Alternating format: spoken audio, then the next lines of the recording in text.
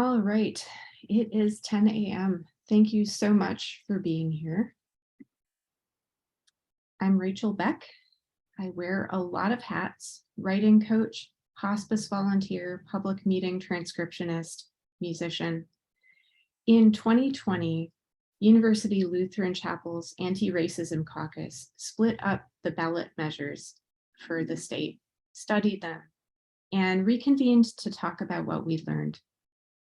The chapel sent me to do organizing training last spring at the Center for Climate Justice.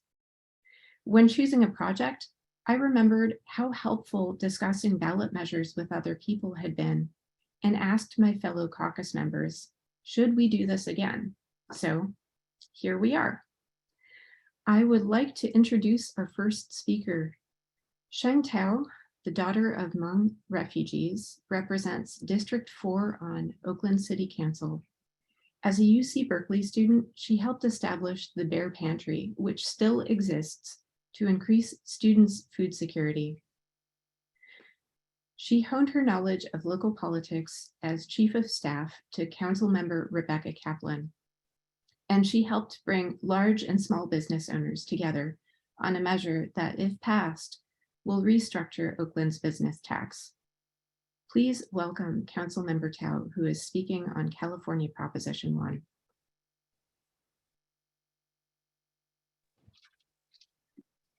Good morning, everyone.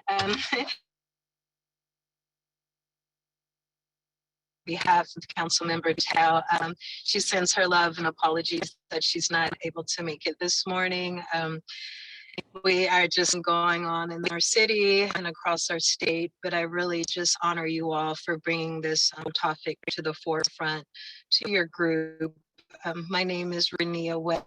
I actually have the honor of serving as Chief of Staff to Councilmember Thao here in our District 4 office. You know, we have been just shocked at what's going on in our country in regards to our reproductive rights and just our rights, period, as human beings. It seems like every morning we're waking up and something else is on the line. Something else is trying to be taken from us. Our basic rights and our liberties are literally every day we're fighting. I tell people sometimes, I'm so surprised we're in 2022. It seems like we're like back in 1746 or something like that, just wanting to have our voices heard, wanting to have control of our own bodies and our minds and our families and what that means. And as we all know, me, myself personally, I'm a mom of 4, and I became a mom at a young age. I was a mom at 17 years old. Some of my family actually tried to convince me to have an abortion. And at that time, it just wasn't what was right for me, for my partner. But I'm saying that to say we are now parents of 4 beautiful children, 2 college kids right now. One's finished with college, the one I had at 17 years old. She's a great soul. And I have an 8-year-old, but there was a time when their dad and I had to make a very tough decision. And I'm sharing this, and I asked my boss today if it was okay to share this. There was a time when my family, my partner and I had to make the tough decision to end a pregnancy that we didn't expect. And I think about, had we been forced to go through that process, we were already young parents. I think I was like 21, 22 years old, working full time, going to school, raising a little girl, and our life would have just turned. I can't even imagine what would have happened had we not, my body, my choice for what was right for my family. And this is what's on the line today. You know, like I said, I love my family. I'm so proud of our family, but I don't know where my family would have been had we had been forced to make that decision. We were already barely struggling to put food on our table. And like I said, we were young, going to work, going to school, just trying to make it. And you know, I don't know what will happen if our country continues in this vein. And that's why I'm so proud of Councilmember Thao. She was the first elected here in the state of California to acknowledge what's going on and honoring Oakland as a sanctuary city. And that just has opened up the floodgates for other cities and other states to follow suit. And I'm so proud of our state of California for putting this up, for putting Prop 1 on the ballot. Like I said in the beginning, this is just the beginning. If they're trying to take away our reproductive rights, it's going to be our LGBTQ rights, it's going to be our educational rights. I mean, you know, this is just the kind of kickoff point that if they begin to allow and to take from us, what is next on the chopping block? And people say that this is very intentional, that it is not only intentional a hit against our reproductive system as women, but it is disproportionately to target, and I say this and I don't know what the word to use, to almost punish and again put Black and brown families at a disadvantage. You know, we are again struggling as a people, as a family. Sometimes we don't have the things in place and things happen, you know, and I can't even imagine, like I said, if me when I was in that place as a young 21-year-old, what would have happened to my life? And we never know what is going on in each individual. And it's the right of the individual. It's the right of us, what's the best for our families, our bodies, our community, you know, and we cannot begin to sit down and let these systems and these legislators and a lot of times these men tell us what's right for us, you know, and it's just not fair. And so I really honor and thank you all for having us. You'll forever have a champion, and Councilmember Thao. She is running for mayor of the city of Oakland, and she's already proven the work. She's already put it out there, what she wants our city to be, what we're going to represent as a city, as a people. Continue this fight with you all. Actually, today I have on my Mom's Demand Action button. I'm also a member of Moms Demand, and all this goes together. Our safety, our rights, our reproductive rights. It's all about us as human beings, as spirits, as souls. Who are we and what we deserve? And we deserve the best, all of us, and we deserve our rights to be honored every day, every step. And so I really thank you all for giving us the space and this time. And again, sorry, Councilmember Thao could not join us, but you all have a champion in her forever. So thank you.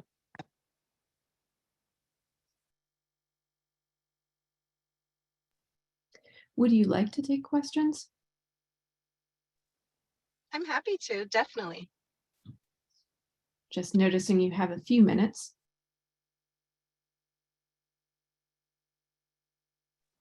So if there are questions, people can write them in chat, and then Rachel, if you could ask the questions that are written in chat.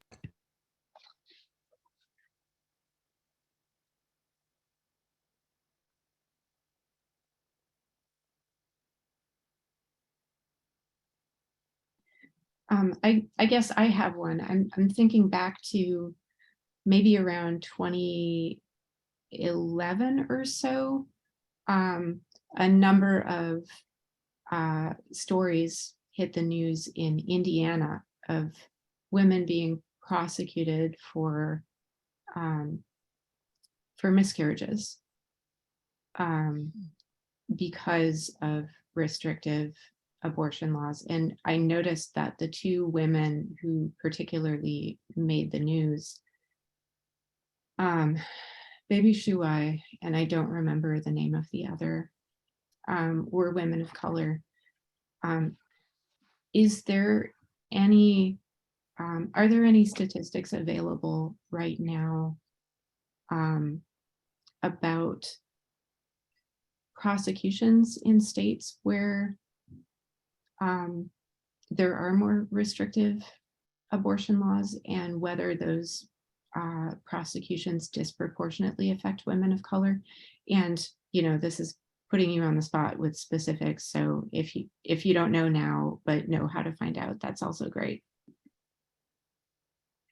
I was just going to say that I am a research data guru here in our office. And so I don't have the specific data, but I definitely will go and look for that. But sadly, and I just know I'm a part of the ACLU here in California, and it just is matter of fact that as Black and brown people, we're disproportionately prosecuted for everything. It just is, sorry, it's sad that it's that way. You know, I kind of was crying one time. I have 2 boys and 2 girls, and I was looking up like the prosecution rates here in Alameda County and San Francisco County, and they were saying that Black people are 2 times more likely to get a harsher punishment or to even be charged in the first place, whereas other people might get a warning and a write-off, or they're not even like looked upon, whereas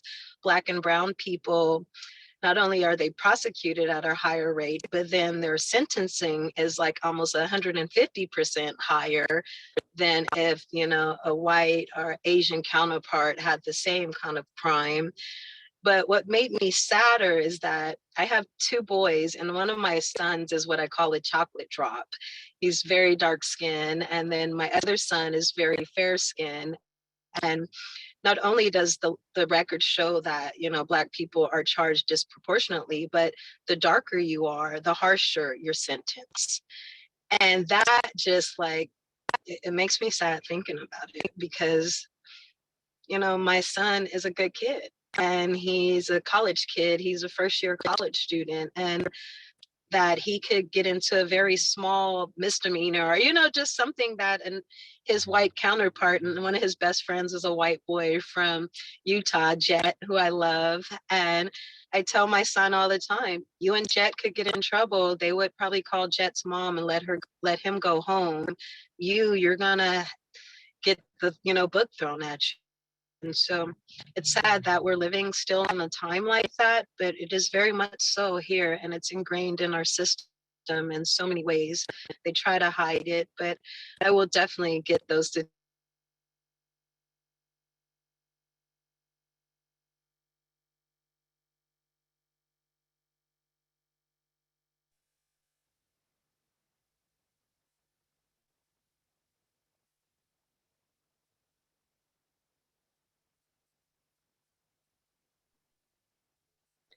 Thank you so much for being with us today.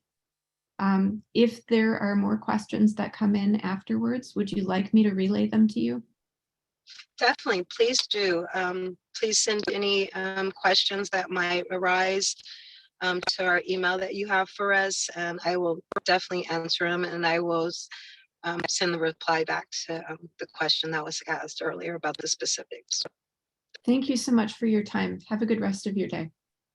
You too. Thank you so much for, just like I said, championing this, and yeah, just having these tough conversations, but conversations that need to be had, because like I said, our lives are on the line right now in so many ways, and we have to be very intentional about how we fight against this. And so thank you all for leading the charge and to champion, and we all do our part in so many ways, and it could be phone banking, it could be telling your friends, you know, there's organizing. I always tell people we all have our own little piece that we could bring to the pot, you know, to make this stuff work and to make it happen. So I really honor you all for just leading the charge and fighting the good fight. So thank you very much, and have a blessed day, everyone.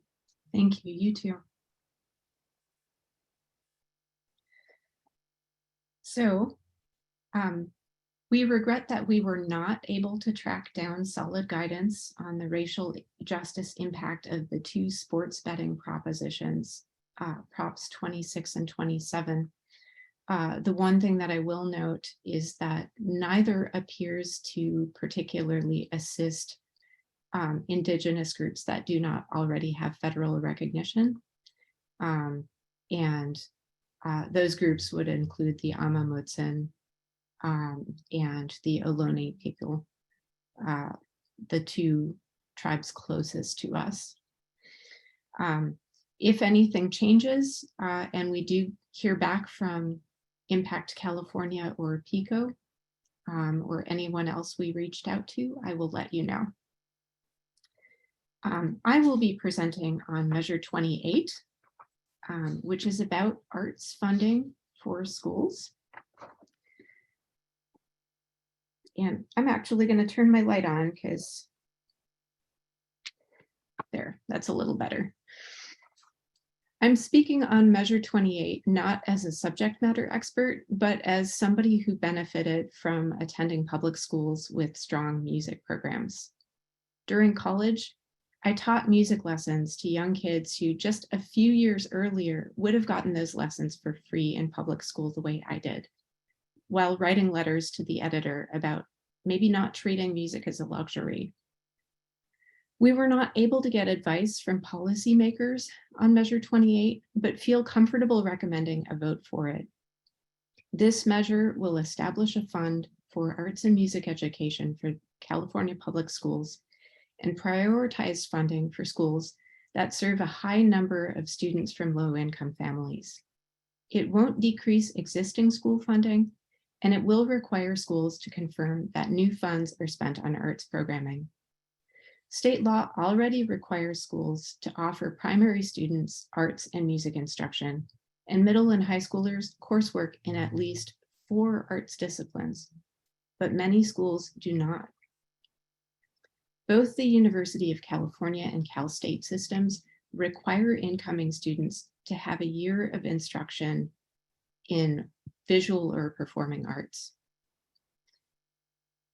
But in the 2018 to 19 school year, the last year for which statewide arts enrollment data was available, over 68,000 K-12 students did not have access to arts programming in school.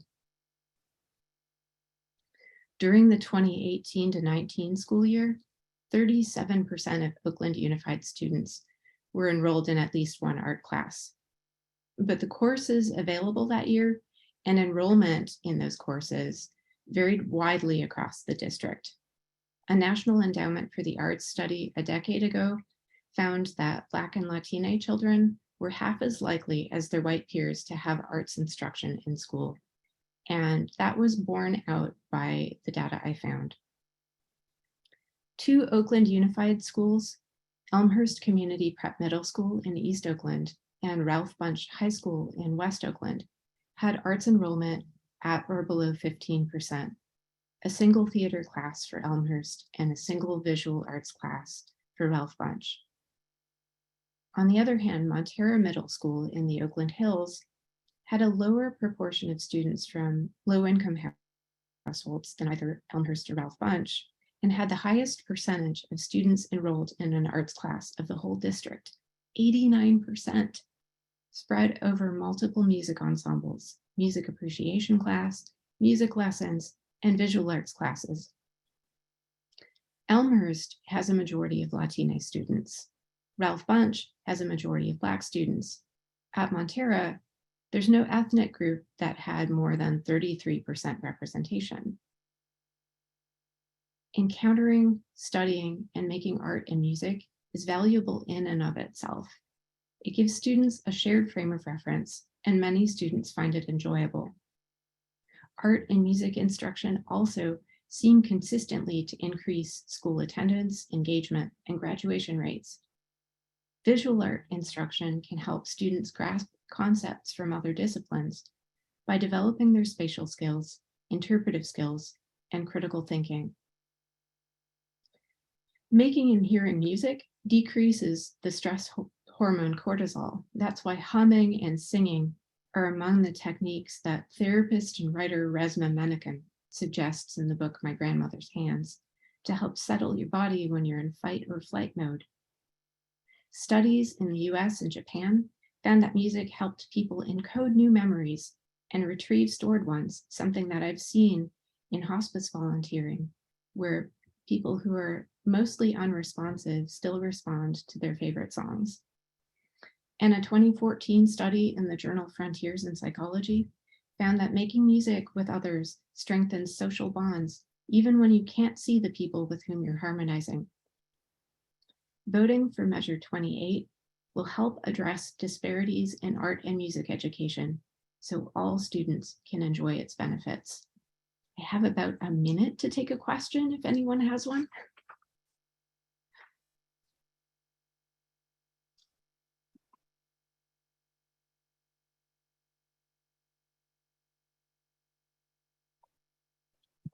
And Liz Sook observes in the chat that she believes Native Vote is voting against Prop 27.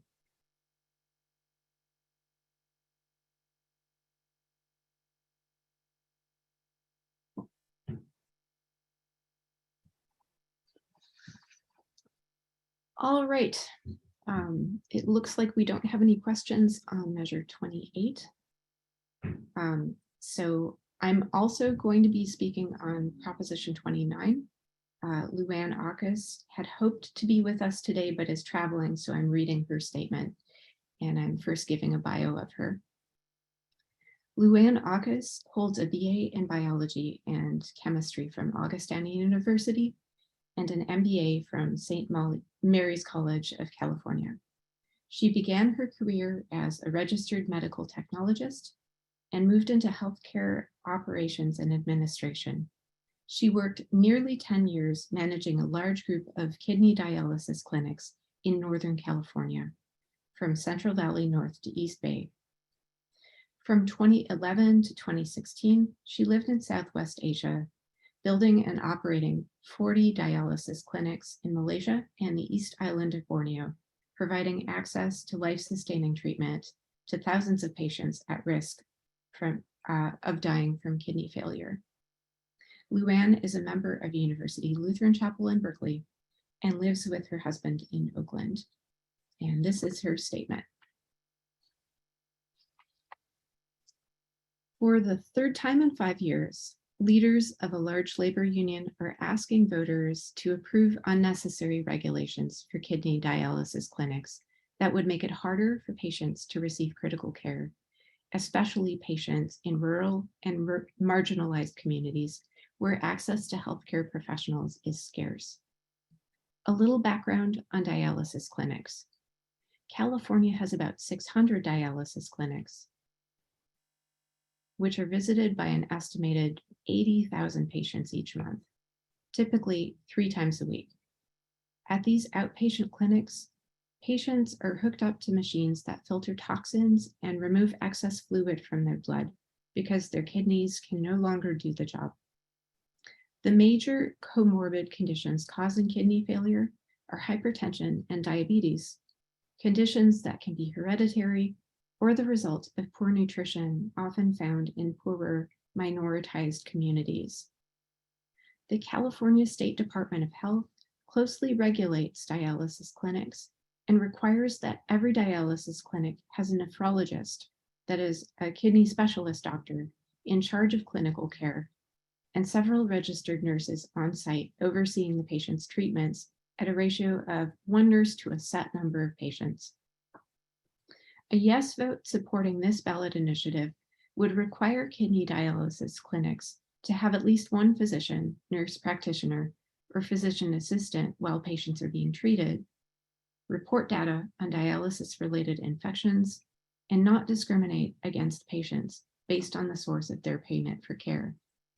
LuAnn observes that reports on dialysis-related infections are already mandated by the Department of Health Services for all licensed dialysis centers. She also notes that for dialysis centers to receive licensing, they must treat Medicare and Medi-Cal recipients, and that there can be no discrimination. In response to the question, how does a yes vote on this proposition impact racial justice? She replied, as most Californians are probably aware, there's a serious shortage of medical providers and personnel in our state. There are not enough qualified physicians, nurse practitioners, or physician's assistants to work at hospitals and urgent care facilities, let alone full-time at dialysis clinics in the state. This is especially true in rural areas and poor communities that are underserved. And in my experience, it has been extremely challenging to hire registered nurses in these communities as well. To comply with the new law, these centers would be forced to close if they cannot hire the required staff. And then the marginalized and rural communities would not have access to high-quality kidney care. Patients would be forced to relocate or sit in the hospital emergency room and wait for emergency dialysis to survive. Mandating that a doctor be on site at a dialysis clinic during operating hours is not an effective use of their time. The same would be true of nurse practitioners and physician assistants under the proposition, because they need to be at hospitals and their clinics attending to other sick kidney patients. If a dialysis center has issues with a patient, staff can contact physicians immediately, and they can send a patient from the outpatient clinic to a hospital if needed. Proponents say the proposition is needed to improve patient care. It's an assertion not backed up with evidence. No other state currently requires a doctor on site, nor do the Centers for Medicare and Medicaid Services or the California State Department of Health, which regulates dialysis centers. Nor is there evidence that the current arrangement has harmed patients. I believe that Proposition 29 on the November ballot is an abuse of California's election system, and that voters have rejected the previous two kidney dialysis ballot measures for good reasons. They should do so again and vote no on Prop 29. LuAnn has said that if people have questions, she's happy to have me refer them. So you are welcome to share them in the chat. And we have, I think we're ahead of schedule by 4 minutes. Does that seem right? This was unexpected. So if you'll indulge me, I'd hoped to do this at the beginning before I thought we'd be so tight on time. Mary Oliver has a poem called What I Have Learned So Far. That is my summation of why you should care about all of this. What I have learned so far. Meditation is old and honorable. So why should I not sit every morning of my life on the hillside, looking into the shining world? Because properly attended to, delight as well as havoc is suggestion. Can one be passionate about the just, the ideal, the sublime, and the holy, and yet commit to no labor in its cause? I don't think so. All summations have a beginning. All effect has a story. All kindness begins with a sown seed. Thought buds toward radiance. The gospel of light is the crossroads of indolence or action. Be ignited or be gone.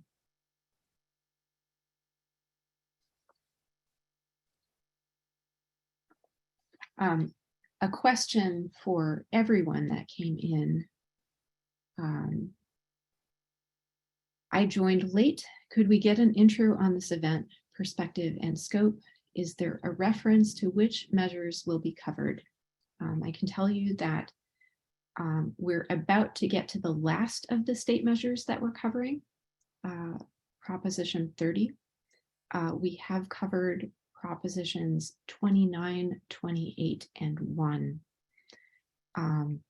And Liz Suck, who is presenting on Oakland propositions, 3 of them, observed that native vote is voting against Proposition 27, which you can take into your considerations. We will have 6 of the Oakland ballot measures covered. Liz Suck will be taking 3 of them, and Gloria Bruce of East Bay Housing Organizations will be taking another 3.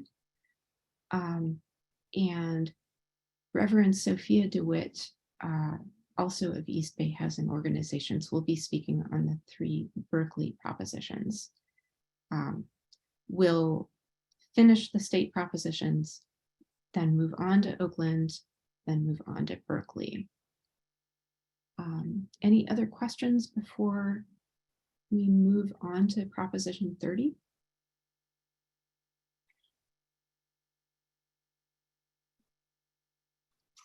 All right.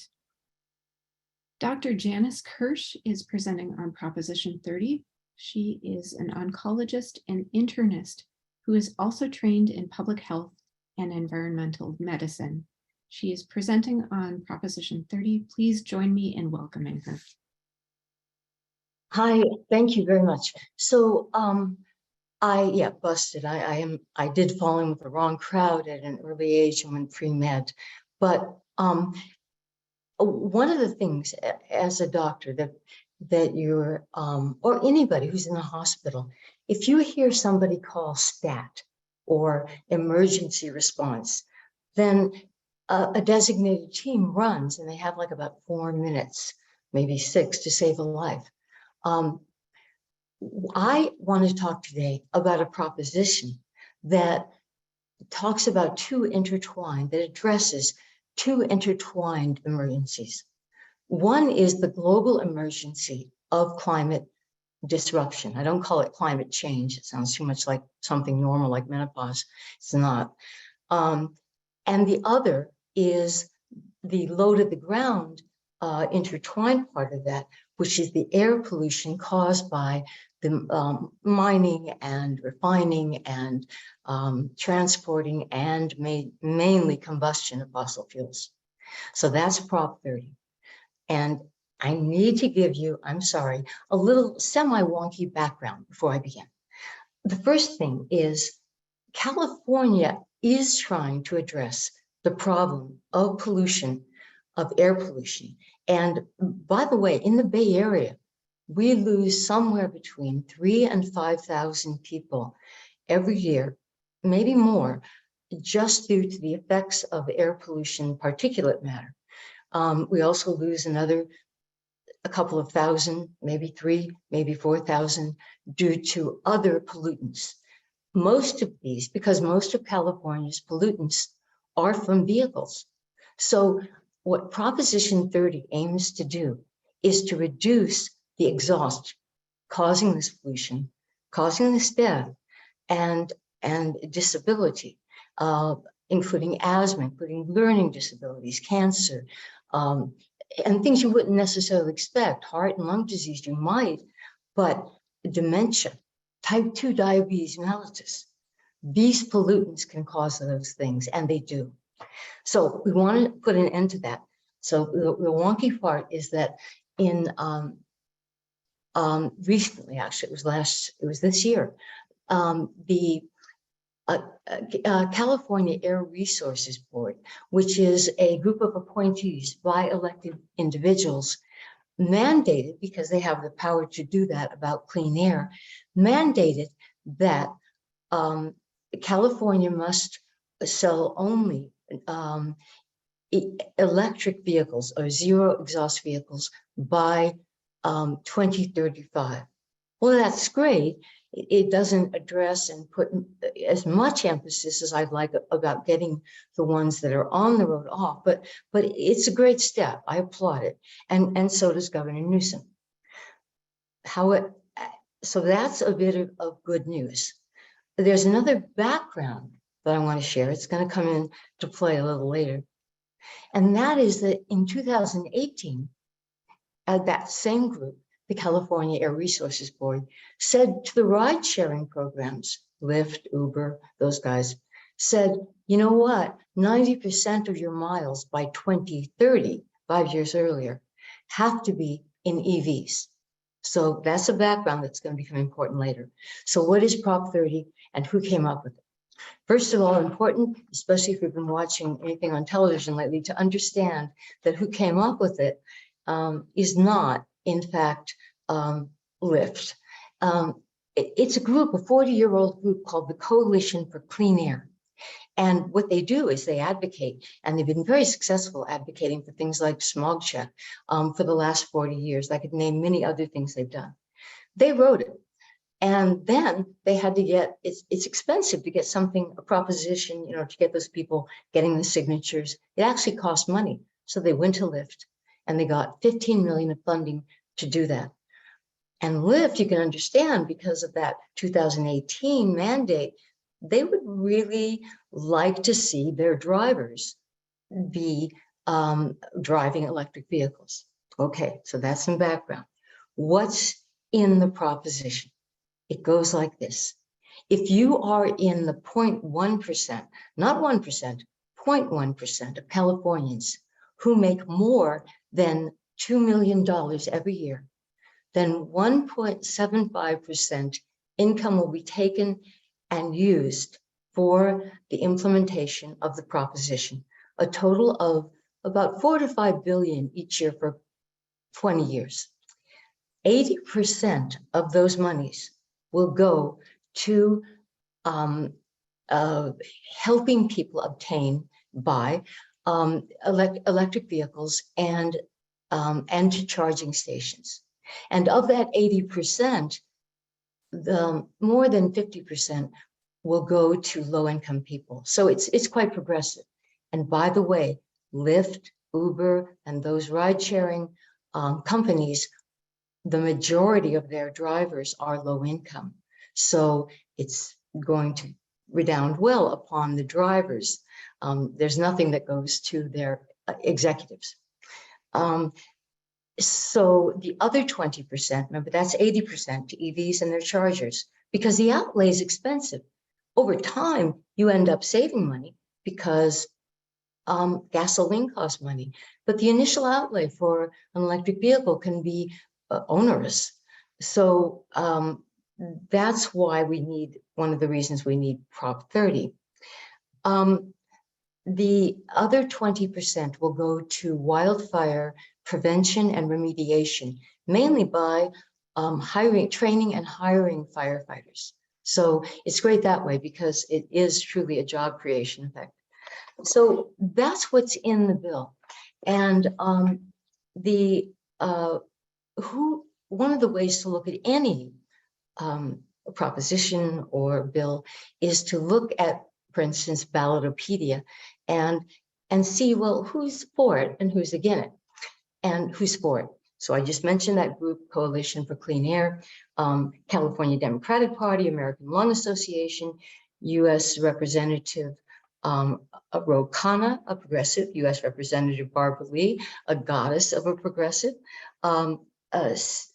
State Representative Buffy Wicks, California Environmental Voters, Tom Steyer of NextGen, Cal Fire Union, and other environmental groups, and yes, Lyft, because Lyft will then get helped in that mandate, but not through any direct monies to them. I have to reiterate that more and more. And my group, so I'm speaking on behalf, or maybe wearing the hat of 350 East Bay. Another group that I'm with that hasn't a formal recommendation is Faith in Action East Bay. So who's against it? That helps to know. Against it is the California Republican Party, the California Chamber of Commerce, the Howard Jarvis Taxpayer Association, and the California Teachers Association. Because if you look at that, you're going to say, whoa, that's not good. Their reasoning, I think, is sincere. It is quite sincere, but it is probably misguided. I won't get into too much wonkiness here, but it turns out that the general fund into which these monies would go, they think it would go, the teachers think that it might go into a general fund that could, some of which could go to schools and some of which might be, taken for electric vehicles. And actually that's not true because the proponents point out that it would go into an infrastructure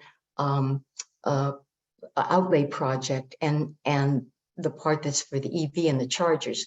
And the rest would go to manage what's actually emergency funding and for wildfire abatement. The other opponent, Gavin Newsom. So we were polling 60% for among Californians and 30% against. Gavin Newsom lent his husky voice and aquiline features and told us, and news ads you may have seen, that Lyft wrote it, not true, and that it only benefits Lyft, not true. What is happening here is that anybody, any Californian, and especially low-income Californians, will will have access to these monies, but nothing goes directly to anybody who runs Lyft. That is a fact.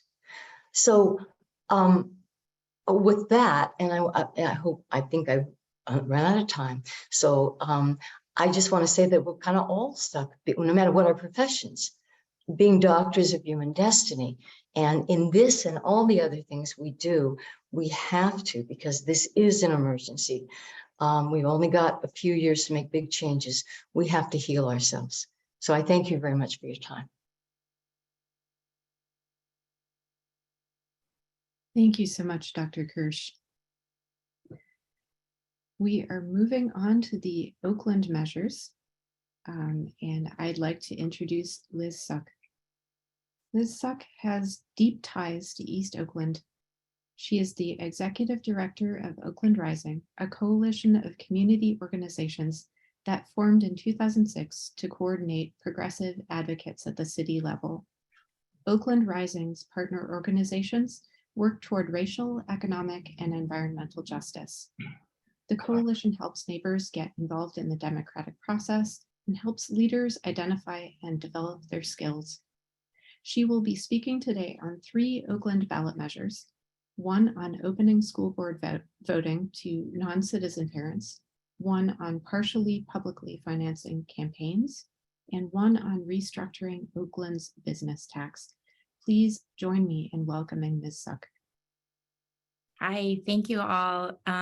Very appreciate Rachel. Not very many people can actually pronounce my name correctly. So I appreciate you pronouncing my last name correctly. Again, my name is Liz Suck. I'm the Executive Director for Oakland Rising Action. Oakland Rising is our C3, Oakland Rising Action is our C4. So actually, I'm going to be talking from my C4 hat, and my pronouns are she, they. Love to take any questions you have on any of this. But I do want to start by saying that oaklandrisingaction.org, we put out a voter guide every election that goes out to about 60,000 voters in the flatlands of Oakland. So you can go to oaklandrisingaction.org. We haven't posted our voter guide yet because we just finished our endorsement process. So we'll be posting that in the next week or so, but definitely before you receive your ballots in the mail at the beginning of October. So I'm going to start with the progressive business tax. I'll be also talking about Fair Elections Oakland and the non-citizen voting measures. There are quite a few ballot measures, and these two, the first two that I'm speaking about, are actually brought forward by community in coalition. Many of the other ballot measures were, although all of them were voted on through city council and put on the ballot, these two have been in coalition for at least 2 years, working on the proposition and working with city council members to get it on the ballot. So I'm not sure if I have the ability to share my screen. Is that possible? Oh, I can. Oh, great. Okay, here. So, okay, so invest in our Oakland. This is Measure T. This is our progressive business tax. It's the number 3 because there were 2 previous ones. What happened is that Nikki Fortunato Bass, council president 2 years ago, attempted to bring the progressive business tax to Oakland in 2020, but was thwarted by much of the Chamber of Commerce and at the time a very conservative city council, but did not give up and moved it to a blue ribbon commission. So of small businesses and large businesses as well sat at the table, and community members sat at the table to come up with this business tax. So there was this one, there was one that came out from community, and then there was another that was put out against the community one by Chamber of Commerce. This Measure T is actually a compromise ballot measure. So it satisfies everybody to the extent that we will not likely have very large opposition to this and still be able to bring at least $22 million a year annually to Oakland. So what is the business tax? Right now, Oakland's business tax structure is a flat rate. So small businesses and large businesses pay the same rate depending on your category of business. So, like a hotel and a grocery store are going to have different rates, but all grocery stores, no matter how small or large you are going to pay the same rate. And this often will favor large grocers over small grocers, or large businesses and corporations over small businesses. A majority of businesses in Oakland are small businesses. About 60% of businesses here in Oakland are owned by women of color and women. I'm sorry, people of color and women in Oakland own about 60% of Oakland's small businesses. So what does it do? It helps us protect essential services by raising over $20 million so that we can invest in high quality jobs, housing, public safety, first responders, parks, and libraries.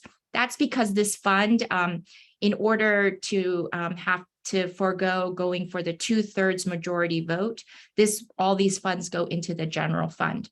So Oakland Rising and Oakland Rising Action like to say, no ballot measure is going to save us, because we know that after we've fought for this and won the $20 million a year, we got to still fight for the budget so that all the services don't go to the police. So this will support small businesses. It will bring some tax relief to those small businesses, 20,000 of them.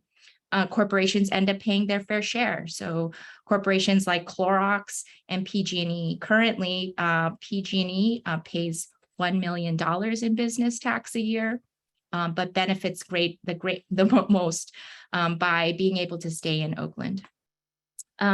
So this will be very competitive because this taxes the largest businesses, and the top 9% of businesses will be asked to contribute more, especially companies with more than $100 million in revenue. So like I said, currently PG&E pays $1 million a year. They will now pay $3 million a year. And this is a great service to us all. So as you can see here, it might be a little confusing as a chart, but as you can see, there are a few categories of the different type of business. Our current tax is per 1,000. Everybody across the board pays these rates. But then as you can see in the proposed tax, anyone making 0 to 1 million will only pay 9% at 90 cents per dollar per thousand for retail and restaurant, whereas those who make 1 to 2.5 million will pay $1.10. So there's larger categories, the higher you go. So we're asking folks to vote yes on the progressive business tax. And we are actually walking and talking to voters about joining us. And we really believe that this is going to be important for Oakland. I don't see any, I can't see the chat questions. So I'm assuming unless Rachel doesn't see any, I'm going to keep moving. Cool. All right. So this is Fair Elections Oakland. So this is Measure W. And, oh, sorry, you know what? I realize this is not the right slides. This was our internal one.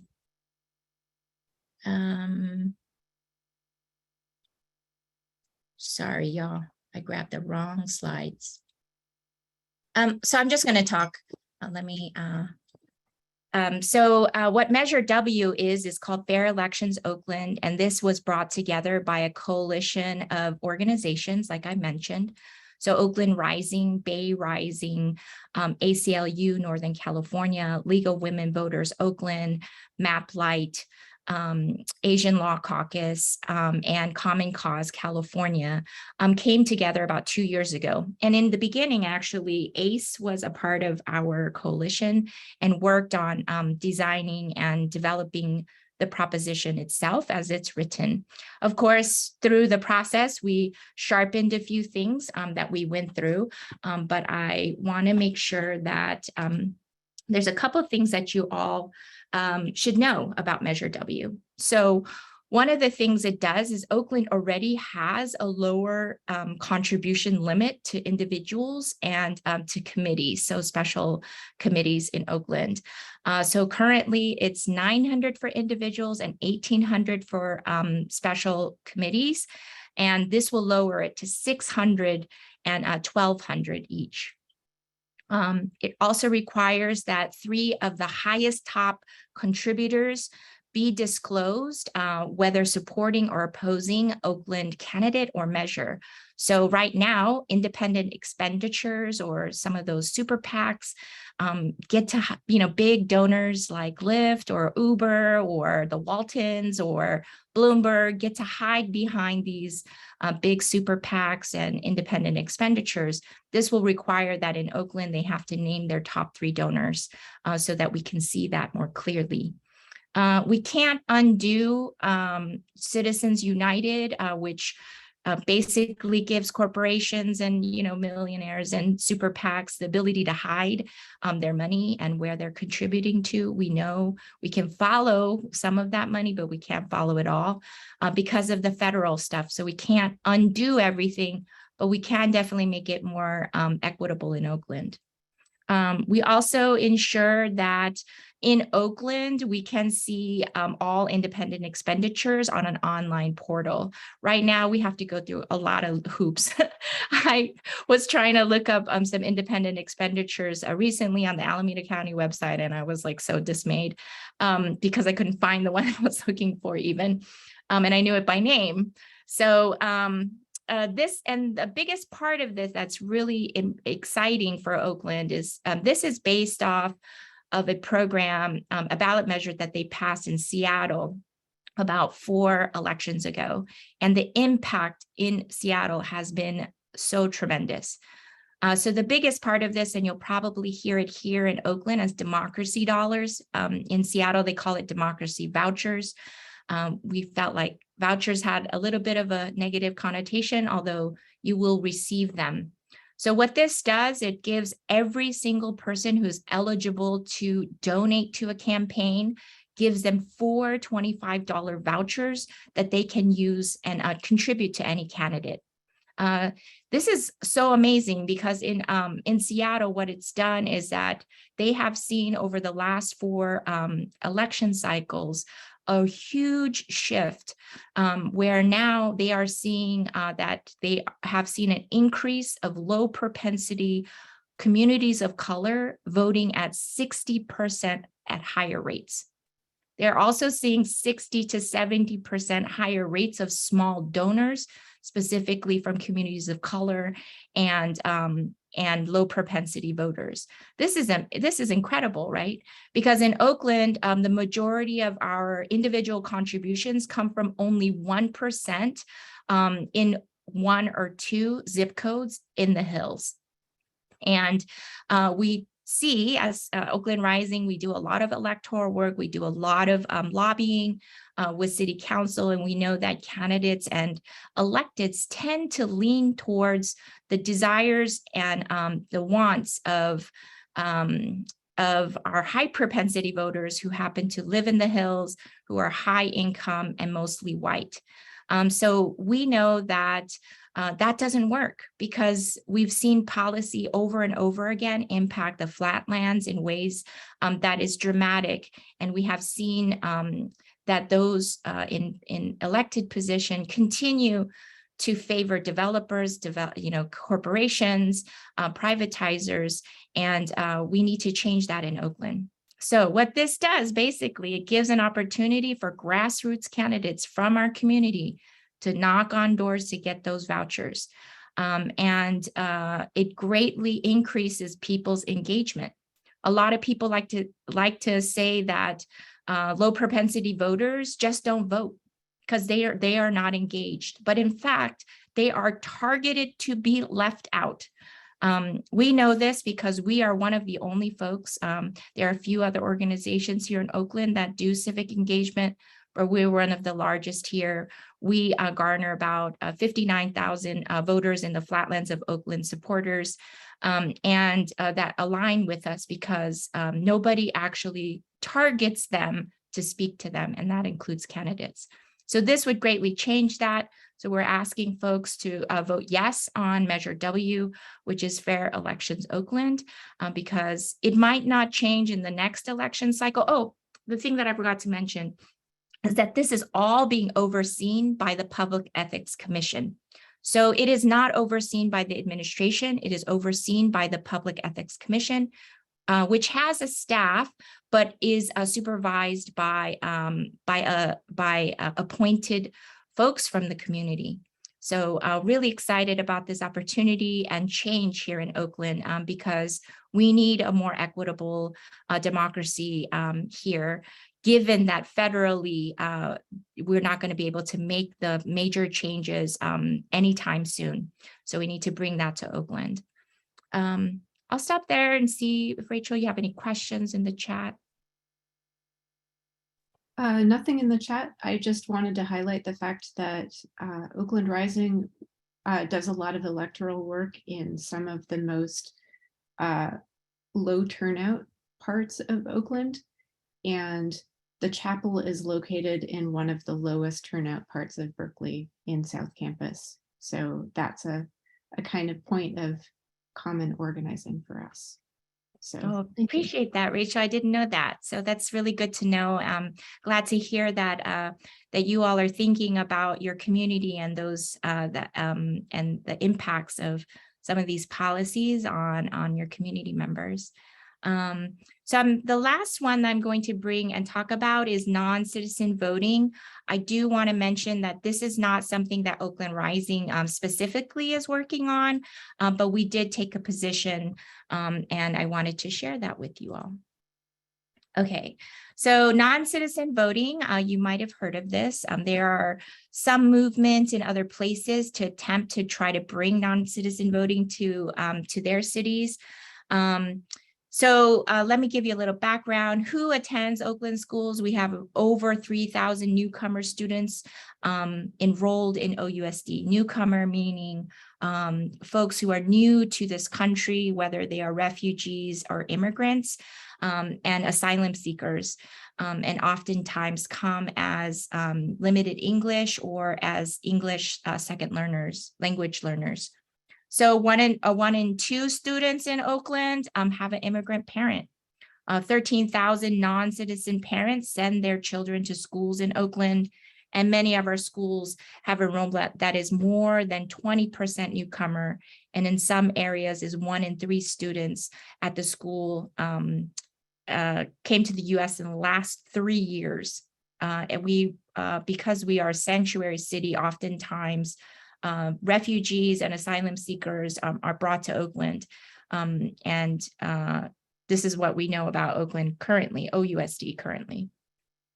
So, you know, they deserve representation. This is important for folks to really understand that. And we should know that as limited as we are in terms of our ability to offer language justice, 30 languages are spoken in OUSD, but only language aid is offered in 1 or 2 languages. So why is making space for non-citizen votes important in OUSD? So currently only citizens can vote. The non-citizen voting measure would just authorize non-citizen residents who are parents, legal guardians, or legally recognized caregivers of a child for the office of Oakland School Board Director. So this doesn't actually set anything up. It just gives us the opportunity for some future date when we can create and implement a voting process for non-citizens. Similar to in 2020, we overwhelmingly passed a similar measure for the youth vote, and they are still 2 years later working on implementation, because it not only do we have to create a system here in Oakland that makes it accessible, provides public education, and creates a system within Oakland, we have to work with Alameda County and with the state and the federal system in order to ensure that they are able to have that system. So some of the cautions you could read here, in San Francisco, they had a similar measure. And then 2 years after passing it, nobody was using it because there were no indications that they would safeguard the information of undocumented folks.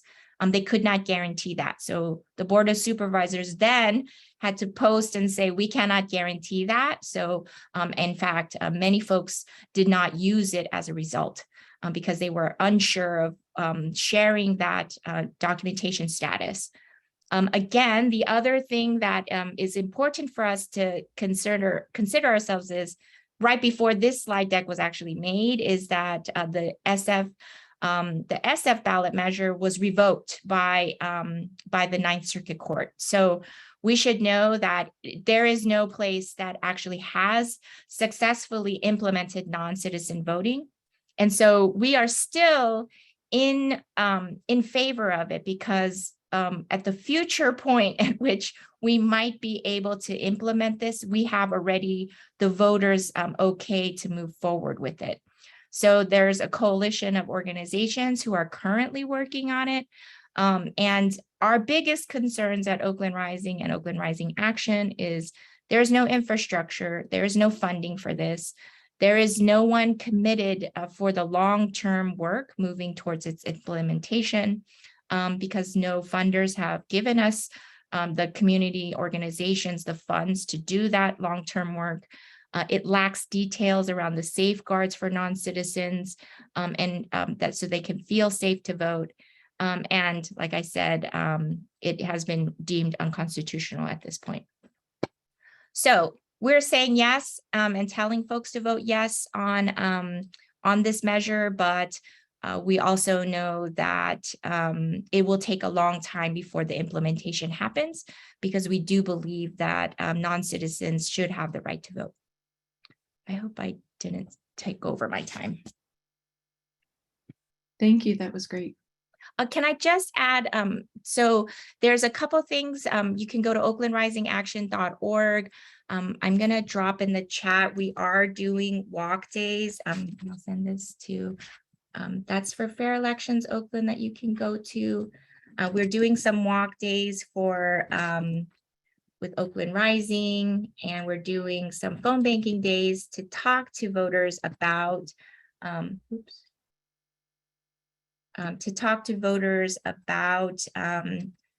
Fair Elections Oakland and the progressive business tax. So we would love for you all to come out and talk to other voters about this.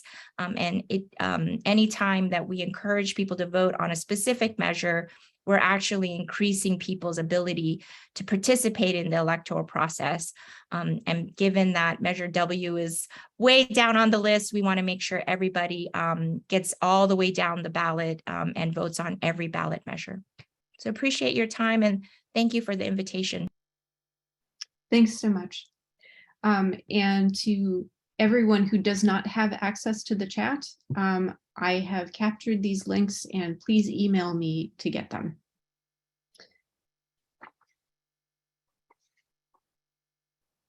We are moving on to the housing propositions.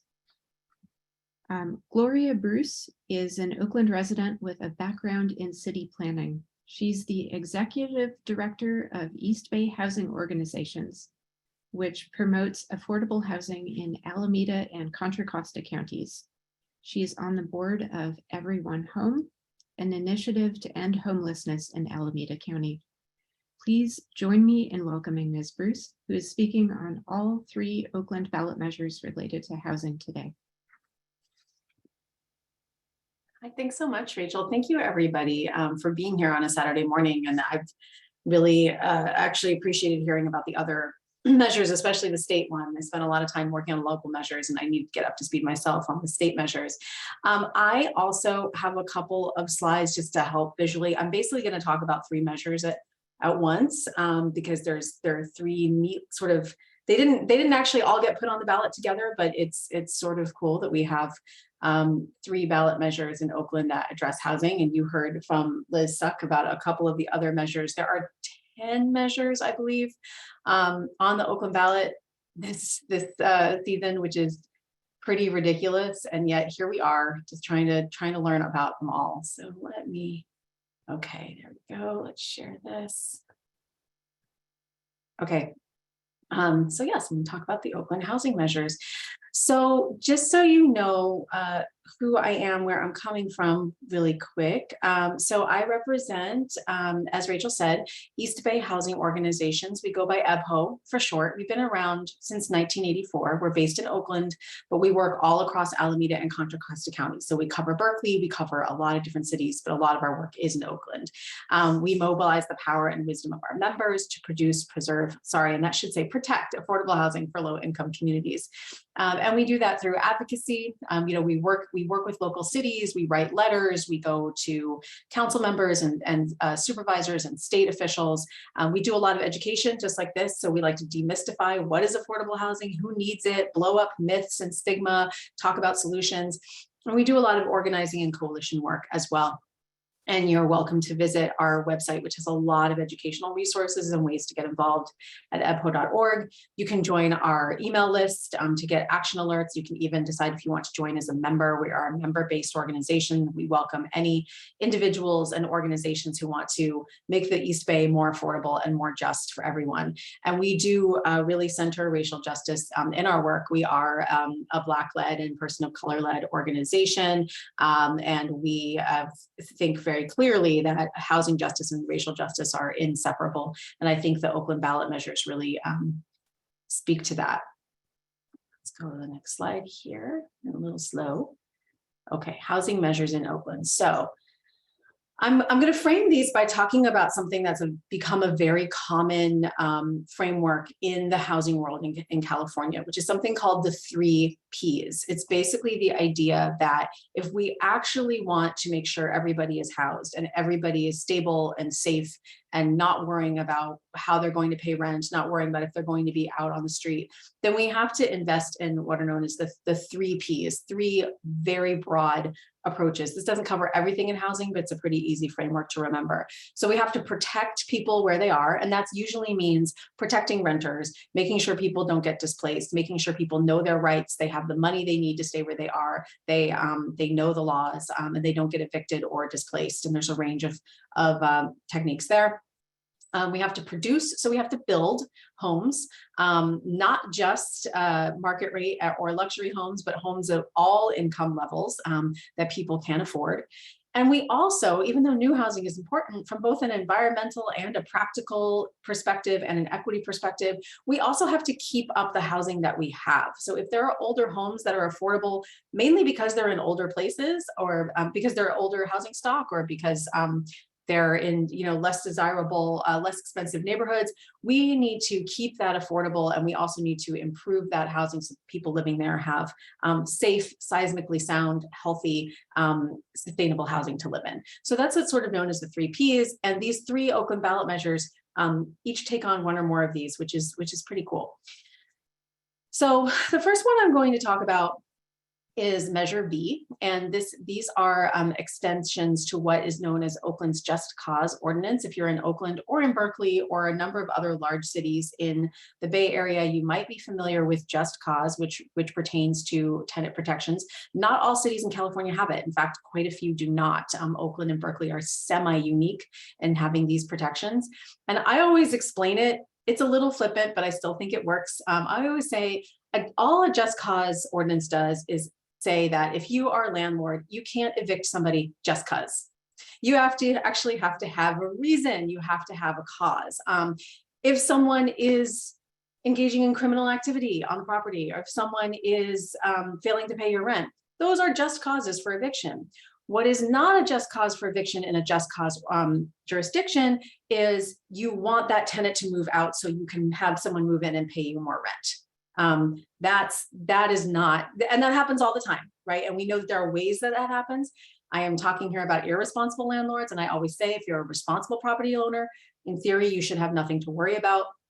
from Just Cause, which has been in place in Oakland for 20 years. And this would actually just tighten it up and bring it in line with several other neighboring cities, including Berkeley. And so it would say that certain things are no longer considered a just cause. So if you are a tenant and let's say you were in your home for a year and you had a lease and then your year is up and you say, you know what, I don't want to sign a new 1-year lease. I want to go month to month, which is what it defaults to in California law.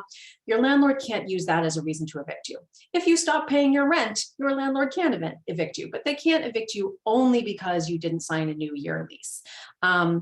Another thing that it implements is that if a family or household has children who are enrolled in Oakland Unified, or it has teachers who are teaching in Oakland Unified, that family cannot be evicted for no cause during the academic year. So again, they can't be evicted for no cause. If there's some other issue going on, some adult in the property is causing problems, that would be a cause.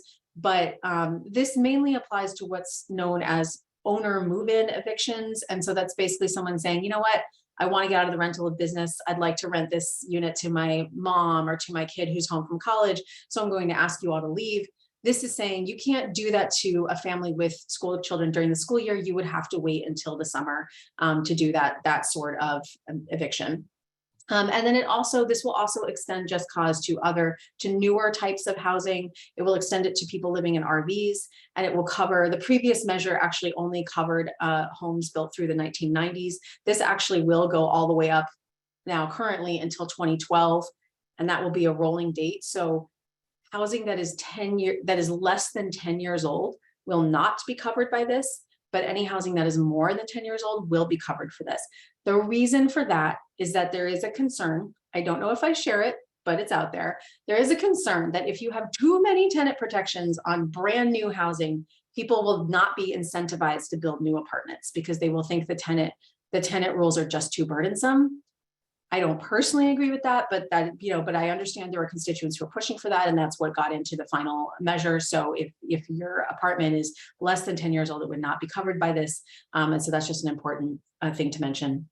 And I should step back and say, with all of these measures I'm talking about, especially this one, when we're talking about housing issues, I think we all know that people of color are disproportionately impacted by housing insecurity, by what's called housing cost burden, which is where you are spending well above a third of your income, or in many cases, more than half of your income on your rent or your housing costs. If you are spending more than half of your income on housing costs, you are considered to be severely rent burdened and at risk of homelessness. I'm sure we all know people who are in that boat. In Oakland and in Alameda County, the ultimate effects of housing instability are very stark from a racial justice perspective, where in what we've seen in not the most recent homeless census, which comes out every 2 years, but the one before it, what we saw is that in Alameda County, 40% of all the people who were unhoused were African-American or Black identified, whereas in the county population, actually only 11% of Alameda County residents identify as Black, but they're overrepresented at 40% of the unhoused population. And that's because of the sort of systemic racism, lack of opportunities, income and wealth disparities that I'm sure you all know about, or you would not be here today. And so anything that's going to keep people in place and help not just low-income tenants, but all tenants is something that's going to help to redress some of these racial justice issues. So this is a protection measure. The next one, Measure Q, is a measure that will help to ultimately enable producing housing or building more housing. This has to do with something in the California Constitution called Article 34, and you're going to hear about a very similar measure in Berkeley from my colleague Sophia, who will probably log on in just a few minutes. Article 34 was added to the California Constitution in 1950. And essentially, and my understanding, it was mainly driven by real estate interests. And essentially what it said is that if your city wants to add subsidized housing that's funded by some state or federal or city or county money, and the city is going to put any money or any assistance into that housing at all, the voters have to approve it. They have to say, okay, we're fine with the city adding 500 either public housing units or other subsidized housing units. This has been, and as you can imagine, this came from some pretty deeply racist impulses to make sure that voters who overwhelmingly historically have tended to be more white, more homeowners, more wealthy, have said, no, we would prefer not to have those people in more affordable housing in our cities, which of course has the effect of blocking not just lower income people, but people of color, but BIPOC folks who tend to by proxy often be on the lower income scales proportionally. So what this would do, every time a city wants to be able to build a whole lot more affordable housing, they have to go to the voters and get their authorization. That's what this does. It's sponsored by Council Member Carol Fife, and it basically says, yes, the city can build up to 13,000 what are called low rent homes or affordable homes. I left a wonky acronym in here. That's our RHNA, which is pronounced Rena. It's, if you don't know what it is, it's essentially something that every city in the Bay Area is given a number and is said, this is how much housing you have to build to meet your city's housing needs and at this income level. And so basically for Oakland, in our latest cycle, we've been told Oakland is going to have to build 13,000 new homes to actually meet its needs. So we said, let's just go ahead and authorize all of that at once so we don't have to keep coming back to the voters. I want to be really clear that this doesn't actually do anything except enable that building. So the same way you heard Liz talking about with the voting for non-citizens, it's not like once that passes, then at the next election, no non-citizens will have a mechanism to vote. It's just the enabling thing that will then allow them to set up a path. And that's the same here. This is just a necessary first step to say that these homes would be allowed. Then we still have to find the money, the land, the political will, the developer, but at least we're doing this first step. And the last thing I want to mention about Measure Q is that there is an effort at the state level to get rid of Article 34 entirely, so that cities don't have to keep doing this and keep going to the voters. Because every single affordable housing project that gets built still goes through quite a long, planning process, community process. So it's not like there is an opportunity to weigh in on every project, but the fact that you would have to go to your whole city and say, is it okay to build affordable housing?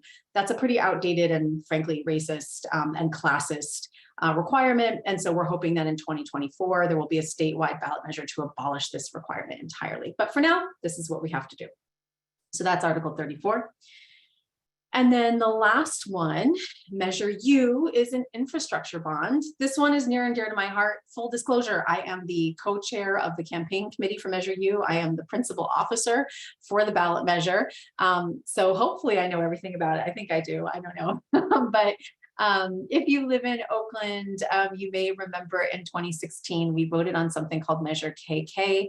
That was also a bond put in front of the voters that helped to fix some streets and build affordable housing and also put some money into our parks and libraries and other basic public facilities.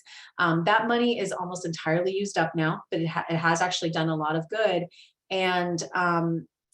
And there's been an equity analysis of where that money went. So for example, Oakland streets are still pretty awful, but they're less awful than they were. A lot of them have been repaved actually quite nicely in my neighborhood. Not my street, but streets near my street have been repaved and they look great. And there was an equity analysis making sure that actually the heavily trafficked streets and the flats actually got more repaving than some of the streets and hills. That's a real challenge because there's streets in the hills that desperately need repair for safety measures. But the point is that the city is attempting to make sure that they aren't just doing the investments in the districts that have sort of the loudest voters. They're trying to look at use, they're trying to look at equity, and they're trying to make investments that way. And so now they want to extend this bond. This would not create any new taxes. A bond, as I'm sure you all know, is funded by an additional tax put on homeowners and property owners. This one wouldn't add, but it simply would mean your tax bill from Measure KK, you would just still have that tax there. It wouldn't go away, but you wouldn't be paying more. So it would be extending that Measure KK tax to pay for the city to issue bonds to the tune of $350 million. It's a lot bigger than the last bond. The whole bond is $850 million, which includes a lot of money for safer streets, huge thing in Oakland right now, making those improvements to hope that we can reduce traffic violence and make things safer for pedestrians, public transit users, cyclists. It'll include money for parks, money for libraries, some other facilities, and 350 million of it will be for both producing and preserving affordable housing. So the city will be able to put out that money in the terms of loans to nonprofit organizations mostly, who will use other sources of subsidy to build affordable housing, like the one behind me that's in Fruitvale, or to acquire homes that already exist and make them affordable and improve their safety and their building quality for the residents there. So it'll be $350 million for that purpose, which will actually go quite a long way. Not as long as we need, but it'll go quite a long way. So those are the three measures. And if you would like more information, I always love going back and forth with people in the chat. And I know we didn't have time for that today. I love answering questions. Because we didn't have time for that today, my email is right here. It's gloria@ebho.org. Especially on Measure U, but on all of them, you can please follow up with me. My organization is actively supporting and promoting all three of these measures, as well as the Berkeley ones that you're going to hear about. The first website here, sayyesoakland.org, that is the website for Measure U, the infrastructure bond. So it tells you how you can get a lawn sign, volunteer. I don't think the other measures have websites set up yet that I know of, so that's why I don't have them up here. But please check out my organization on online or on social media, and feel free to give me an email and I'd be happy to tell you more. And that's it.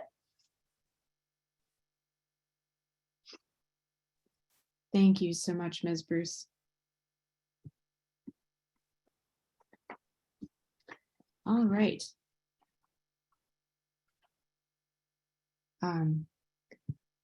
Yes, Logan, I would definitely be open to you changing the chat settings since this seems fairly calm.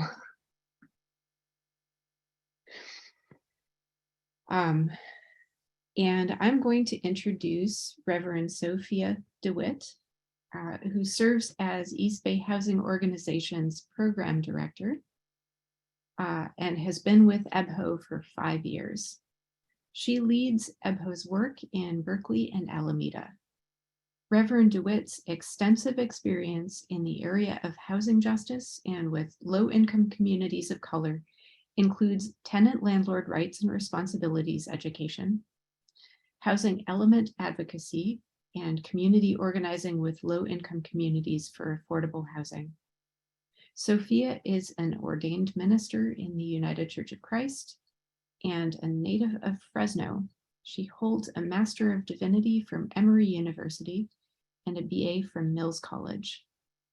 Prior to joining EBHO, Reverend DeWitt served at Fresno Interdenominational Refugee Ministries, that is FIRM Inc., for 11.5 years, directing and designing multiple programs to serve and empower refugees of all generations, from early childhood to elder programs, with a special focus on housing justice and health access. And I am not yet, in fact, seeing her. So I'm going to stop myself right there and ask if folks have questions for any of our presenters who are still on. I think you should be able to put them in the chat now.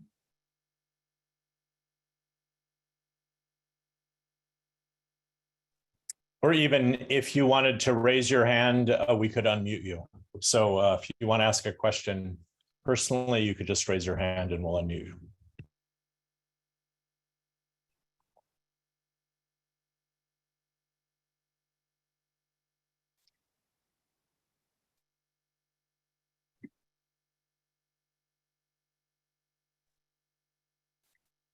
Am I unmuted now?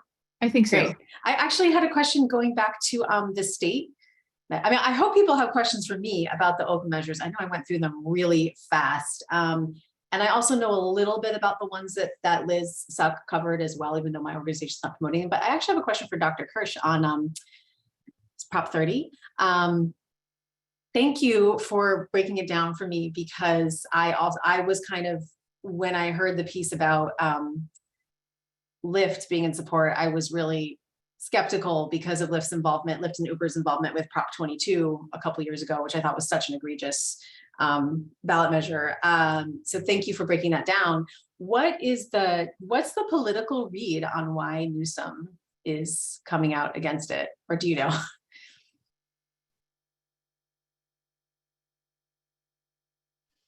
There are reads that one can, I'm not a mind reader, but there are a couple of theories.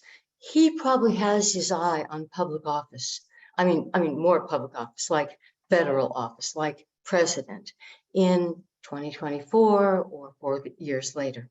And I think that that requires big donors. And there are a lot of big donors who don't want to see their taxes raised. I think that's the most parsimonious explanation. And to be kind, I should be also charitable, that it might be, recession and inflation, but I think it's the former rather than the latter. Thank you for that question. Thank you. Helpful. There is a question in the chat from Logan Dean. Yeah. So Logan says, on Measure V, I've heard a claim it would affect Black landlords disproportionately. This claim is not, as far as I know, backed up by data or evidence whatsoever. Does it hold water? Is it basically noise distraction? So this is a great thing to bring up about really any tenant or property owner focused measure. And it's tricky. I wish, so, my organization does do tenant work, but we're more sort of on the affordable housing creation side. So I'm not the huge expert who could rattle off all the stats on this. I don't have statistics for you on this, I'll be real. But I do think it's important that we recognize that just like tenants come in all colors, landlords come in all colors. There are a lot of smaller property owners of color, for sure. And for property owners of very small, if someone has like a duplex or, owns 4 units, it's very different than someone who's a corporate owner and has like dozens and dozens of properties and can spread the cost out among them. That is all very true. I don't see how this measure would impact Black or other people of color landlords disproportionately in any more than, unless you would argue that it would be harder on smaller property owners who don't have a property manager to go and deal with things, who don't have other apartments where they can shift around costs. I guess I would say on this one, and some of my tenant lawyer friends would not appreciate me saying this, but I do think there are ways that Oakland's tenant laws are quite complicated and challenging, and it is not easy to evict someone. I think it's okay to admit that, because I also think it shouldn't be okay. It shouldn't be easy to evict someone. So if you're saying this makes it somewhat more burdensome for a small landlord who may be a person of color to evict someone, yes, it does. And I guess the question is, are you okay with that philosophically or not? I am sympathetic to the fact, and I do think we need more resources to make sure that responsible small property owners and property owners of color understand their responsibilities and have recourse for problematic tenants. But the truth is, whatever your skin color is, if you are a property owner, the power dynamic between you and your tenants is simply completely uneven. You have the power to see whether or not that person has a roof over their head. You have the power over their wellness, over their economic stability. And therefore, it should be somewhat of a burden for you to take that housing away from that person. And that is something that landlords choose to take on. And I'm not saying that to vilify landlords. I just think that's the truth of the matter. So while I do think that this makes things more administratively difficult for small landlords of any race, I think that the benefit that it has on stabilizing lower income families outweighs that. So that would be my answer on that one. Thank you so much. I have been eagerly awaiting seeing what the rent registry looks like, but I know we don't have it yet.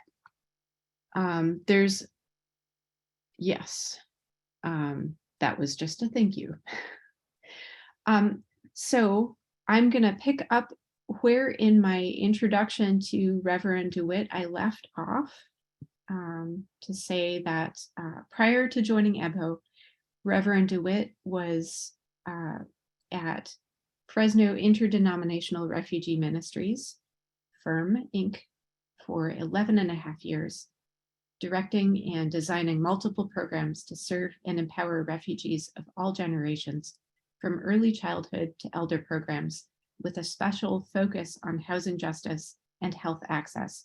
Please join me in welcoming Reverend DeWitt, who is speaking on the Berkeley ballot measures today. Thank you. Good morning, everyone, and pleased to be with you to talk about local housing related ballot measures in the city of Berkeley. I do lead the Berkeley work for EBHO, so pleased to talk about the Berkeley measures this morning. And there are 3 measures on the local Berkeley ballot that EBHO has endorsed. The first of these is, I'm just going to go in alphabetical order as they are listed on the ballot. First is Measure L, which is the Berkeley Infrastructure Bond. This is a $650 million bond, which includes $200 million for additional affordable housing development.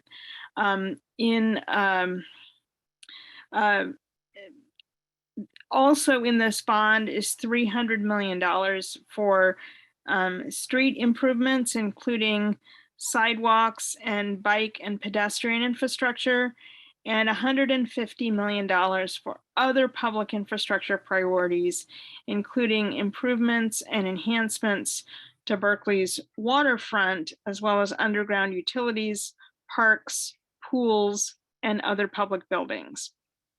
The exact language of the measure is pretty simple.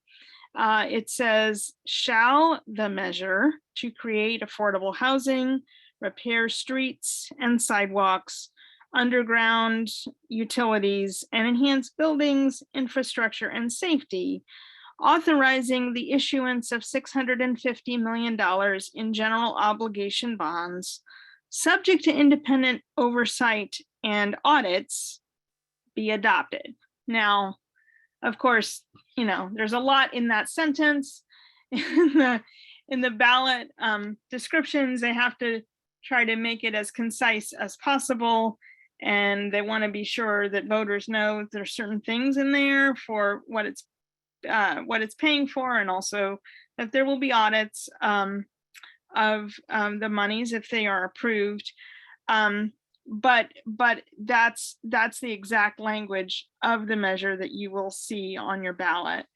And just a little bit of background, in 2018, voters did approve Measure O, which was a $150 million bond measure for affordable housing development, which has been quite successful, and which pretty much the entirety of that money has already been committed to affordable housing projects in the city of Berkeley. So not all of those units obviously are constructed yet or even under construction, but money has either been given to projects that are being constructed. There are a few that have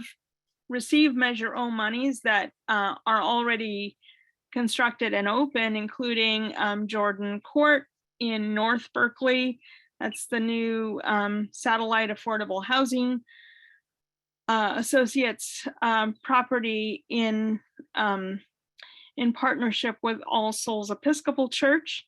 That's actually the first affordable housing project in North Berkeley in 35 years, I believe. but there have been funding commitments made to other projects that are still in the pipeline.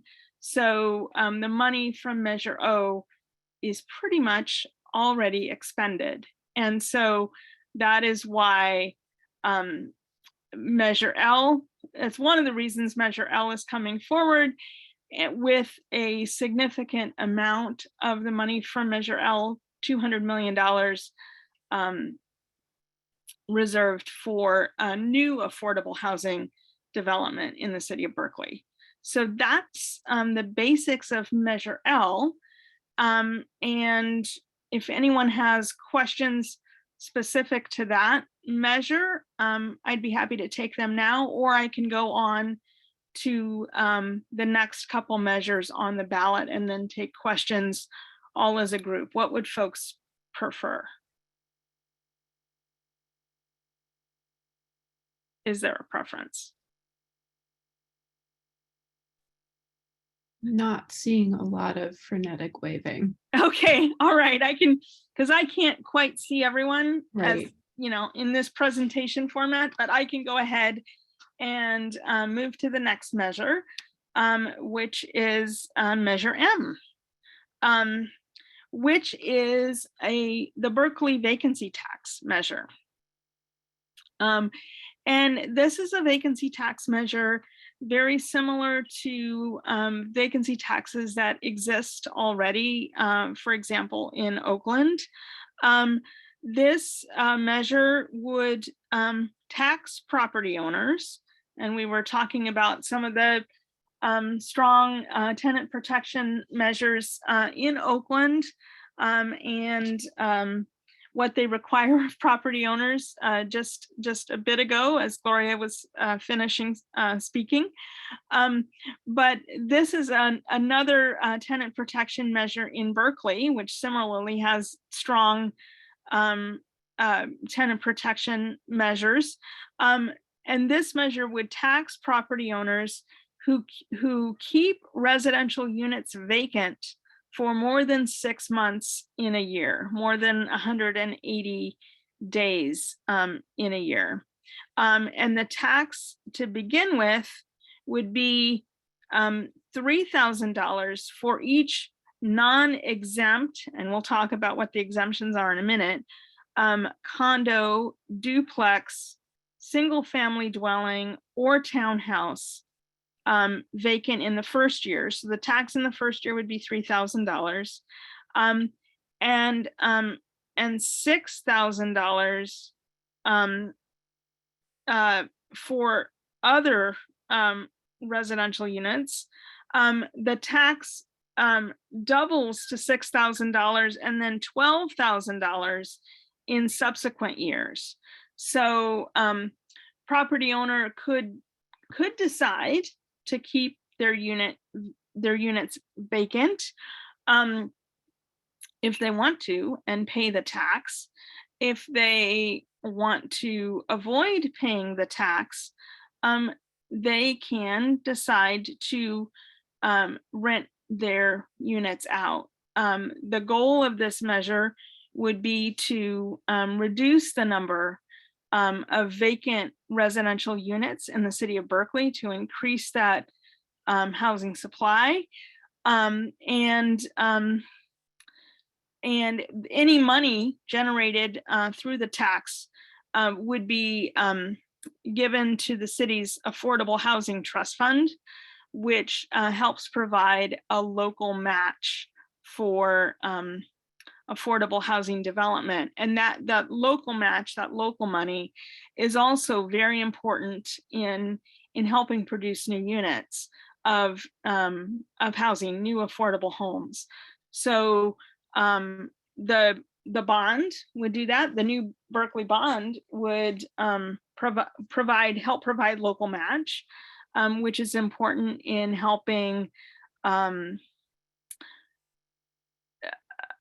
projects or proposals for projects from affordable housing developers be competitive for state and federal tax credits, the low-income housing tax credits, which are the main way that we finance much affordable housing development in this country.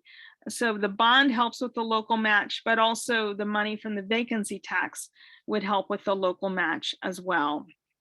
So either property owners could pay the tax into the Affordable Housing Trust Fund, which would go to the Affordable Housing Trust Fund, or they could decide to rent their units out. That's the goal of this measure. Folks who are exempt, or owners who would be exempt, would be owners of apartments with 4 or fewer units who live on site of that property, if that is also their only property. So this vacancy tax is estimated to affect about 700 rental homes in the city, and raise between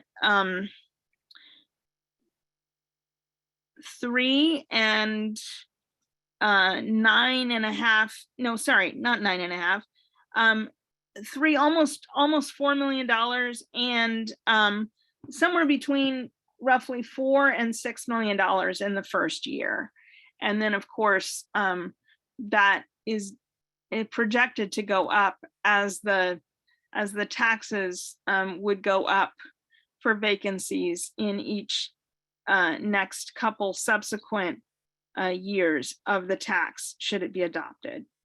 And the exact language for that, shall the measure to tax property owners who keep residential units vacant more than 180 days per year, $3,000 for each unexempt condominium, duplex, single family dwelling, or townhouse, increasing to $6,000 for each subsequent year, and $6,000 for other residential units vacant in the first year, increasing to $12,000 for each subsequent year, with exemptions, starting in January 2024 to December 31st, 2034. So it's a 10-year tax with a sunset, generating between $4 and $6 million annually, shall that be adopted. So that's the basics of the vacancy tax proposal.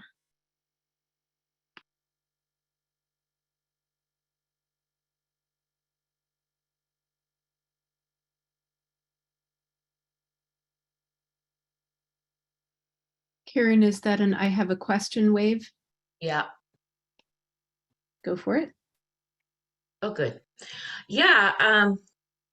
Why would a property owner keep their property vacant? It doesn't make sense to me. I mean, I don't specifically know. I guess you'd have to ask the property owner, but it could be that they had a difficult experience with a prior tenant. They want to take a break. They want to do repairs, or need to do repairs or upgrades to the unit. Maybe they're deciding whether they want to continue to rent the unit. So, I mean, any number of reasons, but there are, this tax is designed to help folks decide, okay, if you want to keep your unit vacant, please pay us the money that we can put towards additional affordable housing development, since you've effectively taken your unit off the market, or rent the unit, or make the decision to completely just remove it from the market, or sell it to another owner, give it to or arrange with a nonprofit to give it to them so that they could make it into affordable housing. any of those options. And I'm seeing things in the, let's see, I'm seeing things in the chat. Did San Francisco pass a similar vacancy tax recently? Or was that for businesses? My understanding is that San Francisco did pass a similar vacancy tax proposal. I don't know, that might have been a couple of years ago now. And with, you know, with similar goals. If I could just ask, since she's here, Gloria, do you remember exactly when that might have happened in San Francisco? So I need to check, but so it was actually Oakland that passed one in 2018.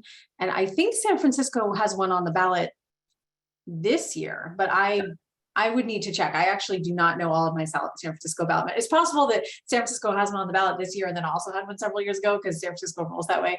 I can check on that, but Oakland did have a similar one a couple of years ago that Sophia mentioned. Is the Berkeley one is modeled on, and my understanding it has not. I don't know much about it. I've not heard much about it, but I don't think it's generated very much revenue yet because it kind of got implemented right before the pandemic. And then there's thank you. And then there's another question about how this interacts with short-term rental regulations, specifically in San Francisco, but also in other places. I honestly don't know what the current short-term rental regulations are in San Francisco. In Oakland, I know that there really aren't short-term rental regulations of any significant nature in Oakland. That's something that EBHO has been interested in for a number of years, and was, you know, prior to the pandemic, when the housing market was in some ways even hotter than it is now, if that's possible. But you know, yes, it is possible. EBHO was interested in and really about to begin a campaign for short-term rental regulation in Oakland. And then the pandemic happened and our world changed quite a bit, including the world around rental regulation. And we got very much more into eviction moratoria work and following emergency rental assistance programs. And so the short-term rental issue remains outstanding in Oakland, and might be something that we pick up again in the future.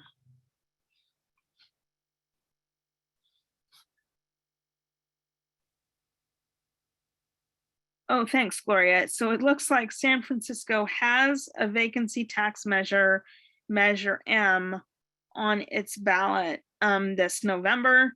And as Gloria mentioned, Oakland's vacancy tax was passed in 2018. So that's two of the three Berkeley measures, Measure L and Measure M, which leaves us with Measure N. Oh, sorry, I'm on the wrong screen. Hold on. Which is the Article 34 authorization. What is Article 34, you ask? Article 34 is a provision of the California Constitution, which is, let's just say it plainly, is rooted in racism and classism, and was passed by the voters of California, I believe back in the 50s, maybe, or early 60s, and basically requires that any any proposal for affordable housing development, or as it was said then, low-income housing development, be approved by voter referendum. So in order to not have to have voter approval for every single individual affordable housing property of, of any size, cities and counties in California have developed a workaround, which is to periodically put before voters what they call an Article 34 authorization. And that's what Measure N is on the Berkeley ballot. It's the most recent version of the Article 34 authorization for Berkeley. Often cities do this in the same sort of cadence or timing of the updates to their housing element or their local housing plans, which happen every 8 years. And local housing elements or plans are being updated right now in the Bay Area and in the East Bay and in Berkeley in particular. And the authorization often is, the numbers that are authorized are often the same numbers or very close to what is in the regional housing needs allocation or the number of affordable homes that the city needs to construct in that 8-year planning period. So the current Measure N, the Article 34 authorization for Berkeley, would allow Berkeley to develop, construct, or acquire an additional 3,000 low rent residential units to meet the city's regional housing needs allocation without seeking separate voter approval for every single separate affordable housing development, which Article 34 of the state constitution requires. It requires voters to approve the construction of any new units of publicly financed or owned affordable housing through a voter referendum. So the language of Measure N says, shall any federal, state, or local public entity be empowered to develop, construct, or acquire an additional 3,000 units of low rent housing in the city of Berkeley for persons of low income. It basically, should voters approve that, just gives the city and nonprofit developers the ability to go forward with those plans without seeking separate voter approval every single time. So I know that one of the goals of this forum also was to talk about the ways in which these various ballot measures were related to racial justice. Obviously, there are obvious racial justice implications for Measure N, but also for Measure L and for Measure M, as we consider the housing needs in the Bay Area overall and in Berkeley specifically. And we are aware of the disproportionate way in which the housing crisis and lack of affordable housing falls on communities of color, and the way in which displacement of particularly African American communities in Berkeley has occurred and accelerated over time as the housing costs in our region have increased so dramatically. Measures to try to reduce the vacancy of existing affordable homes and make them available for folks, and of course, measures to help increase the supply, produce new affordable homes, are racial justice measures and helping to try to reduce racial disparities and discrimination, historic and present in housing. So those are the 3 measures for Berkeley. Any last questions?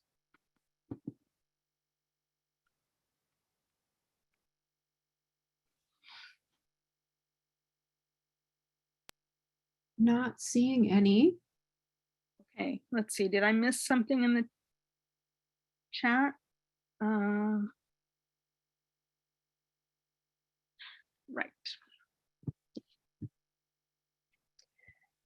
I want to thank all the presenters for their work in preparation and their willingness to talk to us.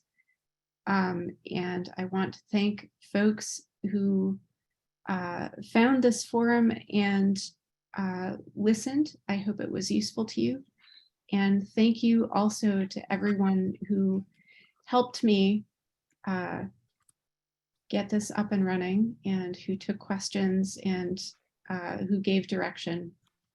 I so appreciate your time and guidance. Let's all vote in November.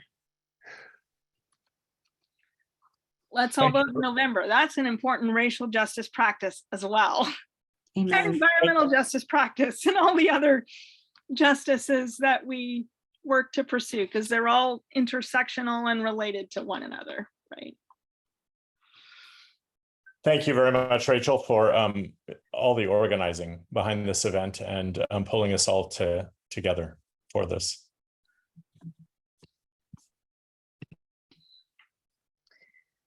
All right.